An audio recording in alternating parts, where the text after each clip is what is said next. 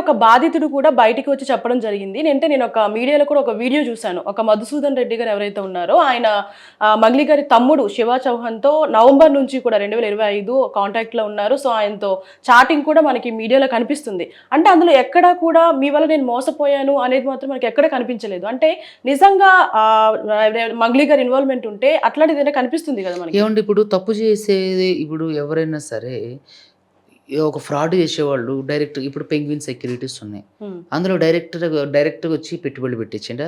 వాడు కొంతమందితో ఉండి పెట్టుబడులు పెట్టించిండు. మరి ఈ డబ్బులన్నీ మీరు ఇంకొక విషయం ప్రధాన నిందితుడు రమవత్తు మధు కార్ డ్రైవర్ ఒక వీడియో రిలీజ్ చేయడం జరిగింది. తన సంచలన విషయాలు చెప్పడం కూడా జరిగింది. ఓకే. ఏమనంటే ఇప్పుడు నేను రమవత్తు మధు క్యాషు ఒకవేళ ఆన్‌లైన్‌లో అంటే అతను కొట్టించుకునేవాడు. డబ్బులైతేనేమో ఏది సింగర్ మంగ్లీ వాళ్ళ తమ్ముడు తీసుకెళ్ళేవాడు. నేను ఒక 2, 3 సార్లు కోకాపేటలో ఉన్నటువంటి సర్వీస్ రోడ్‌లో ఉంటే వాళ్ళు డబ్బులు ఆగి చెప్పి తీసుకెళ్ళేవాళ్ళని చేశారు. ఆ వీడియో చూడలేదా మీరైతే? అంటే కానీ ఇదంతా ఫేక్ అని శివ చౌహాన్ గారు చెప్తున్నారు.